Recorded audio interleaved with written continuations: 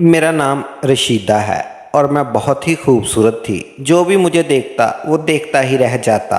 मेरी खूबसूरती के चर्चे सारे ख़ानदान में होते थे। जो भी मर्द मुझे एक दफ़ा देखता वो पल के झपकना भूल ही जाता। लेकिन किस्मत के मामले में मैं बहुत ही बदकिस्मत साबित हुई थी। ना ही मैं रुपए पैसे की कोई कमी थी और ना ही हुस्न में मेरा कोई सानी था। मेरा कद काट और जिस्म 15 साल की उम्र से ही इतने भरपूर थे कि मुझ पर उठने वाली निगाह झुकना भूल जाती थी। मैं घर से निकलती तो सारे मर्दों की नज़रों का मरकज़ बन जाती। मेरे खूबसूरती देखकर मेरे माँ बाप की मेरी फ़िक्र सताने लगती थी। मेरे माँ बाप वैसे भी जल्द अज जल्द मेरी शादी करके अपना फ़र्ज़ पूरा करना चाहते थे। दरअसल मेरा तल्लक ऐसे घर से था जहाँ रिश्तों की कोई ख़ास हैसियत तो नहीं थी। हर कोई एक आज़ाद ज़िंदगी गुजारना चाहता था और मेरे माँ बाप मेरी शादी के बाद ऐसे ही एक आज़ाद ज़िंदगी गुजारना चाहते थे। मेरे बाप ने अपने कारोबारी दोस्त के बेटे कामरान से मेरे रिश्ता तय कर दिया था और 18 साल की उम्र में ही रुखसत होकर मैं अपने शौहर के बड़े से बंगले में चली आई थी। मेरा शौहर भी बहुत ही खूबसूरत और जवान था। हम दोनों एक साथ खड़े होते तो लोगों की नज़रें हम पर ठहर सी जाती थी।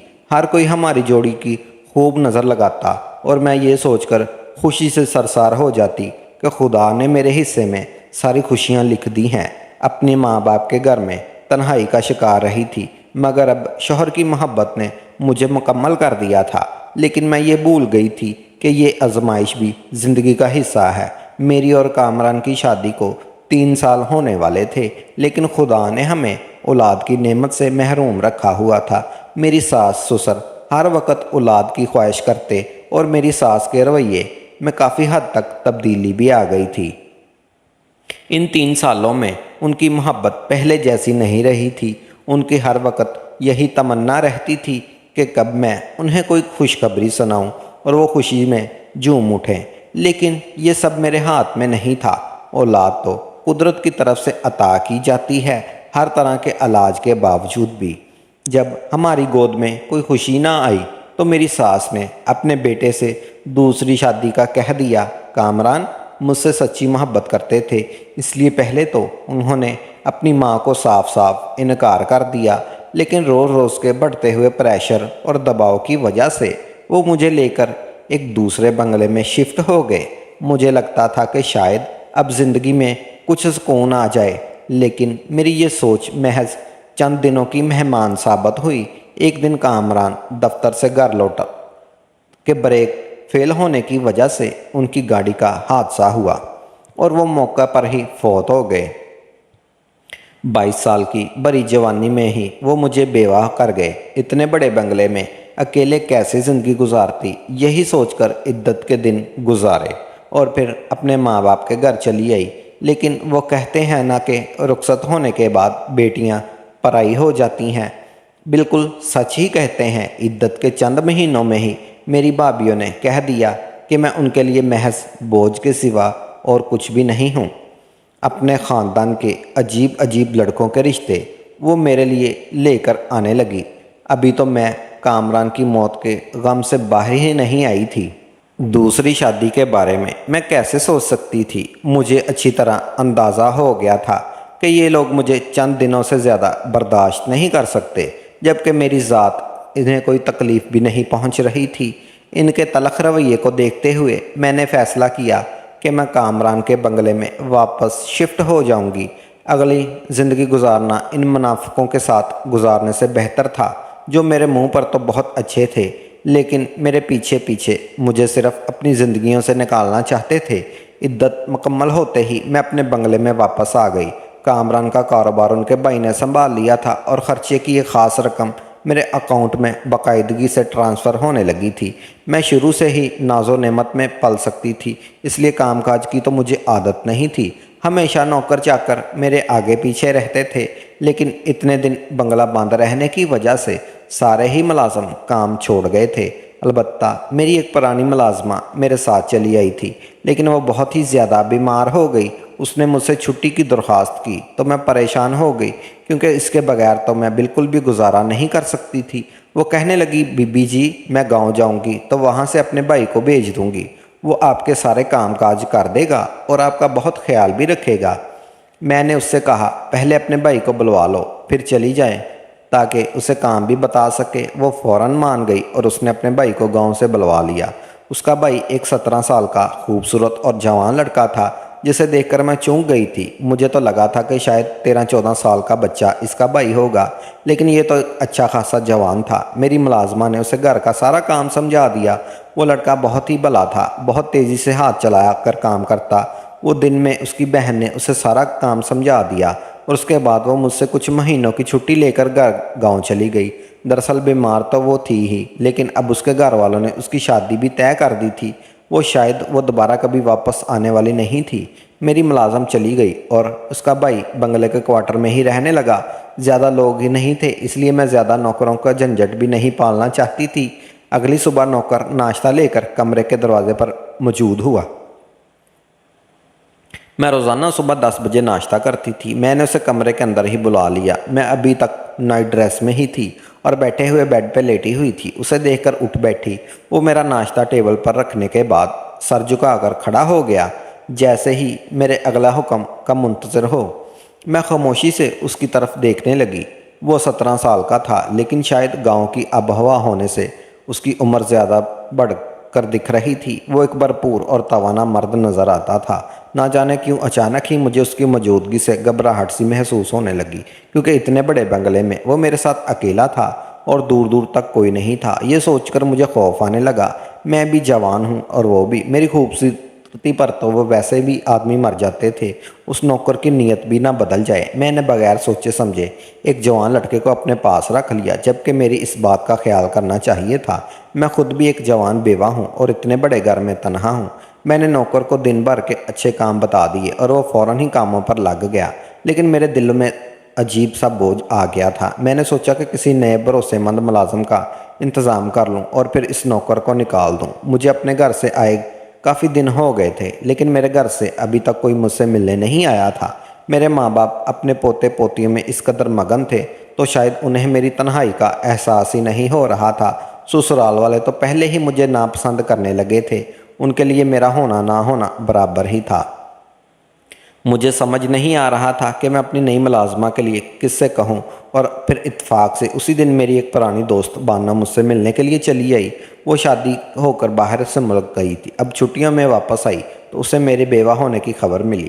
پھر اس کے اگلے پھوٹ پھوٹ کر رونے لگی۔ میری بربادی کی داستان سن کر وہ بہت اداس ہوئی۔ کافی دیر ہم دونوں ایسے ہی باتیں کرتے رہے اور پھر میں نے اسے کام بتایا کہ میں اپنے گھر کے کام کاج کے لیے ایک بھروسے مند ملازمہ کو ڈھونڈ رہی ہوں۔ وہ میرے نوکر کو دیکھ کر کہنے لگی، یہ لڑکا تو ہے، تو صحیح کام بھی اچھا کر رہا ہے، پھر تمہیں کیا ضرورت پڑی ہے نئی ملازمہ ڈھونڈنے کی؟ میں نے اسے اپنے دل میں آنے والے وسوسوں کے بارے میں بتایا تو وہ کہنے لگی، رشیدہ تم بھی کیا بے وقوفی والی باتیں کرتی ہو؟ خود ہی کہہ رہی ہو کہ اس کی بہن سالوں سے تمہاری وفادار ملازمہ ہے اور یہ نوکر بھی بہت شریف ہے، اور پھر خود بھی پریشان ہو رہی ہو۔ میری مانو تم نئی ملازمہ کی جھنجٹ میں نہ پڑو۔ آج کل کی ملازمہ کچھ بھی نہیں ہے، بس بے حساب چھٹیاں کرتی ہیں، اور دوسری بات یہ ہے کہ ایک گھر کی خبر دوسرے گھر میں پہنچا دیتی ہیں۔ تم تو ویسے اکیلی رہتی ہو، خدا نہ خواستہ کہیں نئی ملازمہ تمہیں نقصان نہ پہنچا دے۔ بانو کی بات سن کر میں مزید پریشان ہو گئی۔ وہ ٹھیک ہی تو کہہ رہی تھی، اس نوکر پر تو میں پھر بھی زیادہ بھروسہ کرتی تھی، لیکن نئی ملازمہ پر کیسے بھروسہ کر سکتی تھی؟ جاتے جاتے میں بانو مجھ سے کہنے لگی، اگر ایسا ہی ہے تو نئے نوکر کو آزما لو، دودھ کا دودھ پانی کا پانی ہو جائے گا۔ بانو کی بات مجھے کچھ سمجھ آ گئی۔ اس کا مشورہ مجھے ٹھیک ہی لگا۔ میں نے سوچ لیا کہ ایک دفعہ نوکر کو آزما لوں گی اور پھر وہ پاس ہو جاتا تو میں اسے ہمیشہ کے لیے اپنے پاس رکھ لوں گی، کیونکہ نہ ہی اس کے بنگلے کو چھوڑنے کا میرا کوئی ارادہ تھا اور نہ ہی دوسری شادی کرنے کا۔ ویسے بھی مجھے اس بات کا یقین آ گیا تھا کہ قدرت نے میری قسمت میں اولاد نہیں لکھی، تو پھر دوسری شادی کر کے مجھے کیا حاصل ہوتا؟ اس لیے میں نے اکیلے ہی زندگی گزارنے کا فیصلہ کر لیا تھا، اور میرے اس فیصلے کی وجہ سے میرے ماں باپ مجھ سے مزید دور ہو گئے تھے۔ وہ دونوں ہی جلد از جلد میری دوسری شادی کے لیے دباؤ ڈال رہے تھے، اور میں نے صاف صاف کہہ دیا تھا کہ اب میری زندگی میں کسی مرد کی کوئی جگہ نہیں ہے۔ تنہا رہنے کا فیصلہ بھی کر لیا تھا اور نوکر کا امتحان لینے کا بھی۔ میں پیسوں اور عزت دونوں ہی معاملات میں اپنے نوکر کو آزما لینا چاہتی تھی، اس لیے شام کے وقت میں نے جان بوجھ کر بہت سارے پیسوں سے بھرا ہوا بیگ کچن کے کاؤنٹر پر ہی چھوڑ دیا اور خود اپنے گھر سے نکل پڑی۔ میں دیکھنا چاہتی تھی کہ نوکر इस बैग के साथ क्या करता है। 2 घंटे तक मैं बाजार घूमती रही। घर का जो भी ज़रूरी साजो सामान लेना था लेकर घर पहुंची तो वो बैग काउंटर पर मौजूद नहीं था। नौकर भी मुझे घर पे कहीं नज़र नहीं आया था। मेरा दिल बहुत ज़ोर से धड़क रहा था। मैं सारा सामान रख कर अपने कमरे में आई तो देखकर हैरान हो गई कि वो बैग मेरे कमरे में रखा हुआ था।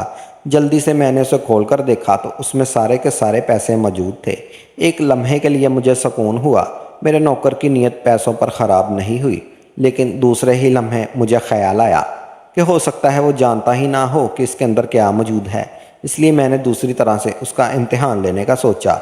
रात होने से पहले नौकर सारे घर पर एक नज़र डालकर अपने क्वार्टर में सोने के लिए जाता था। मैंने जानबूझकर कुछ पैसे क्वार्टर जाने वाले रास्ते पर गिरा दिए। मुझे यकीन था कि ये पैसे नौकर की नज़र में ज़रूर आएंगे। मैं अपने कमरे में आकर सुकून से लेट गई और मुझे सुबह का इंतज़ार था। मैं देखना चाहती थी कि इस इम्तिहान में वो पास होगा या फेल। मैं सोच रही थी कि सारी रात शायद मुझे इंतज़ार में नींद ना आए, लेकिन ये मेरी गलत फहमी साबित हुई।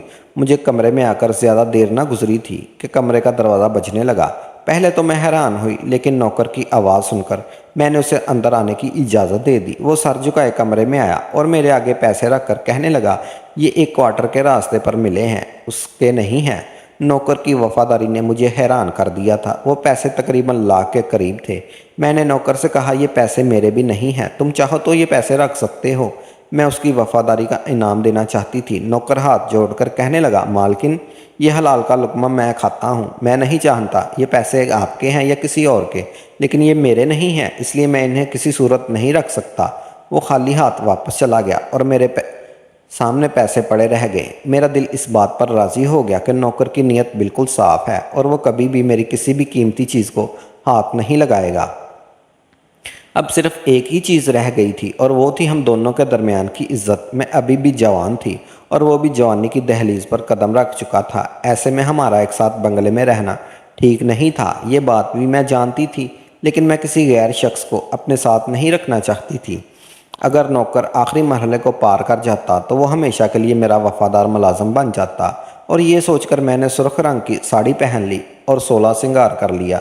जब बेवा होने के बाद उसने मुझे कभी कभार इतना श्रृंगार नहीं किया था। मैंने एक नज़र आईने पर डाली तो मैं क़यामत ढा रही थी। मेरी नज़रें अपने हुस्न पर नहीं ठहर पा रही थी, तो नौकर कैसे मेरी इस खूबसूरती का लिहाज कर सकता था।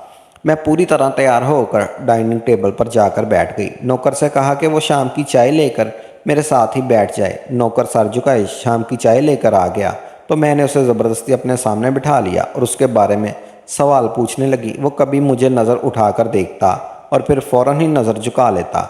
मुझे उसका ये अंदाज़ बहुत पसंद आ रहा था। उसने एक दफ़ा भी नज़र भरकर मुझे नहीं देखा था। मेरे हर सवाल का जवाब बहुत ही महज़्ज़ब अंदाज में दे रहा था। ऐसा लगता था जैसे वो बाइज़्ज़त और शर्म हया का पैकर हो। सच तो यही था, मैं नौकर के किरदार से मुतासर हुई थी। चंद दिन बाद उसका इम्तिहान लेना चाहती थी, इसलिए दिन में नए लिबास पहनती और कभी उसे ड्राइंग रूम में अपने पास बुला लेती तो कभी बाग में। एक दिन उस वक्त उस क्वार्टर के पास गई और उससे आवाज़ देकर बुलाया तो वो फ़ौरन ही चला आया। मैंने गुलाबी रंग की नाइटी पहनी हुई थी। मुझे यकीन था कि नौकर मुझे एक नज़र भर कर ज़रूर देखेगा, लेकिन वो आज भी सर झुकाए खड़ा था। मैंने नौकर से कहा, मुझे नींद नहीं आ रही, मुझे काफ़ी बना कर दे। वो मेरे पीछे पीछे ही चला आया। मैं उसके आगे किचन काउंटर से लगकर ही खड़ी हो गई। मेरे बाल पूरी तरह से खुले हुए थे और मेरी नज़रें नौकर पर ही जमी हुई थी, लेकिन वो काफ़ी बनाने में मसरूफ़ था। उसने काफ़ी बनाकर मेरे आगे रख दी और जिस तरह आया था उसी तरह से वापस चला गया। उसके इस अंदाज ने मुझे पूरी तरह से हैरान कर दिया था। वो किस तरह मेरी खूबसूरती से नज़रें चुरा गया था, ये बात मेरे लिए बिल्कुल अनोखी थी। शायद वो मेरा भरोसा जीतने की कोशिश कर रहा था, क्योंकि आज तक मेरी ज़िंदगी में जितने भी मर्द आए वो मुझे देखते ही थे तो नज़रें झपकाना भूल जाते थे। एक शाम मैंने स्याह रंग का खूबसूरत सा गाउन पहना और बालों को खोलकर पूरी तरह तैयार हो गई। मुझे इस बात पर भी यकीन आ चुका था कि नौकर मुझ पर नज़र नहीं डालेगा, इसलिए मैंने अपने लिबास को मज़ीद बेबाक कर दिया था। मेरी सफ़ेद रंगत इस स्याह लिबास में पूरी तरह खुलकर रह गई थी। मैं बेडरूम में नीम दराज हो गई और मैंने जानबूझकर नौकर को बुला लिया। वो सर झुकाए कमरे में आ गया। मैंने उसे कहा, मेरे सर में बहुत दर्द है और मेरा सर दबा दे। वो मेरे करीब आकर बैठ गया और अपने हाथों से मेरा सर दबाने लगा। मैं दिल ही दिल में सोच रही थी कि बस आज नौकर का इम्तिहान ख़त्म हो गया। وہ بہت ہی باکردار شخص ہے اور اب مجھے اسے مزید آزمانے کی ضرورت بھی نہیں۔ لیکن اچانک ہی نوکر نے کچھ ایسا کیا کہ میرے ہوش اڑ گئے۔ وہ مکمل طور پر بے قابو ہو گیا۔ اس نے میرے پیروں کے پاس پڑی چادر اٹھا کر میرے وجود پر ڈال دی اور مجھ سے دور ہو کر کھڑا ہو گیا اور نظریں جھکائے کہہ رہا تھا، مالکن میں مزید آپ کے پاس کام نہیں کر سکتا۔ آپ ایک شریف اور عزت دار لڑکا ہوں اور میں اپنے نفس پر قابو رکھتا ہوں، لیکن آپ کی بے باکی اور لباس مجھے میرے ایمان سے ہٹا رہے ہیں۔ میں ایک مرد ہوں اور قدرتی طور پر کسی عورت کی طرف کشش رکھتا ہوں، لیکن آج تک میں نے اپنے کردار کو پوری طرح بچا کر رکھا، لیکن اب یہ میرے لیے بہت مشکل ہو چکا ہے۔ میں آپ اور اس بنگلے کو تنہا رہتے ہیں۔ اب مجھے ایسا محسوس ہونے لگا ہے کہ جیسے ہمارے درمیان تیسرا شیطان آ چکا ہے۔ مجھے اس بات کا ڈر ہے کہ ابھی تک تو میں خود پر قابو رکھا ہے، لیکن کسی دن میں اپنے نفس کا غلام بن کر کوئی ایسی حرکت نہ کر بیٹھوں کہ زندگی بھر آپ سے بھی نظر نہ ملا سکوں۔ وہ لمبا چوڑا جوان مرد میرے آگے کھڑا آنسو بہا رہا تھا اور میں شرمندگی کے گہرے سمندر میں غرق ہو گئی تھی۔ وہ عزت سے اپنا کام کر رہا تھا، لیکن میں ہی اسے ورگلانے جیسی حرکات کرنے لگی تھی۔ نہ جانے اس کا امتحان لے رہی تھی یا خود اس کے آگے پیش کر رہی تھی۔ اب مجھے احساس ہو رہا تھا کہ میں کتنی بڑی غلطی کر دی ہے۔ وہ ٹھیک ہی کہہ رہا تھا۔ اگر کسی کمزور لمحے میں وہ اپنے آپ پر قابو نہ رکھ پاتا اور میرے ساتھ کچھ غلط کر بیٹھتا، میں اس سے عزت بھی گوا بیٹھتی اور بد کردار بھی سمجھ لیتی، جبکہ غلطی تو سراسر میری تھی۔ وہ واپس جانے کے لیے اجازت مانگ رہا تھا۔ میں نے اسے آگے ہاتھ جوڑ دیے اور اسے کہا، معاف کر دے، میں تو بس اس کا امتحان لینا چاہتی تھی، لیکن خود بھی ناکام ہو گئی۔ میں اس کے آگے خود کو بہت چھوٹا اور کم تر محسوس کر رہی تھی۔ نوکر کہنے لگا، مالکن آپ خوبصورت بھی ہیں، جوان بھی ہیں، آپ کو میرے جیسے لڑکے کو ملازم رکھنے کی بجائے کسی اچھے اور نیک شخص سے شادی کر لینی چاہیے۔ میں نے اسے بتایا کہ میرا اعتبار رشتوں پر سے اٹھ گیا ہے، کیونکہ میں جس اعلیٰ طبقے میں رہتی تھی وہاں رشتوں اور جذبات کی کوئی حیثیت نہیں تھی۔ میرے اپنے ماں باپ 2 دن پہلے کچھ مہینوں کے لیے میرے بڑے بھائی کے پاس امریکہ چلے گئے۔ ویسے بھی وہ لوگ جب تک یہاں تھے تب تک میں ان کا ہونا نہ ہونا میرے لیے برابر تھا۔ نوکر کہنے لگا، آج نہیں تو کل آپ کو زندگی میں آگے بڑھنا ہی ہے۔ میں کچھ عرصہ تک آپ کے پاس ملازم رہنے کے لیے راضی ہوں، لیکن آپ کسی دوسرے ملازم کا انتظام جلد کر لیں۔ میں نے گہری آہ بھری۔ میں نے اپنی نادانی میں ایک وفادار ملازم کو کھو دیا۔ میں جان گئی تھی کہ اب وہ کسی بھی صورت ہمیشہ میرے پاس نہیں رہے گا۔ کچھ دن بعد نوکر نے گاؤں کی ایک لڑکی کو میرے پاس ملازم رکھ دیا اور خود مجھ سے آخری ملاقات کر کے ہمیشہ کے لیے گاؤں لوٹ گیا۔ آج بھی میں جب اس نوکر کو یاد کرتی ہوں تو میری آنکھیں بھیگنے لگتی ہیں۔ وہ آج کے دور میں ایک نئی سیرت انسان تھا، جس نے کئی بار موقع ملنے کے باوجود بھی کبھی مجھ پر بری نظر نہیں ڈالی تھی۔ ایک بات میں نے اچھی طرح سمجھ لی تھی کہ ہر رشتہ آزمانے کے لیے نہیں ہوتا۔ کبھی کبھار ہمارے آزمانے کا طریقہ دوسرے انسان کو ہم سے دور کر دیتا ہے۔ کچھ رشتوں پر بغیر آزمائے ہی اعتبار کر لینا چاہیے۔ میں پہلے دن سے ہی جانتی تھی کہ میرا نوکر ایک اچھا انسان ہے، لیکن اسے آزمانے کے چکر میں نے اسے کھو دیا تھا۔ میری آپ لوگوں سے بھی یہی درخواست ہے کہ اپنی قیمتی رشتوں کی جان بوجھ کر کبھی ایسی آزمائش میں نہ ڈالیں کہ جن کی وجہ سے آپ کو انہیں کھونا پڑ جائے۔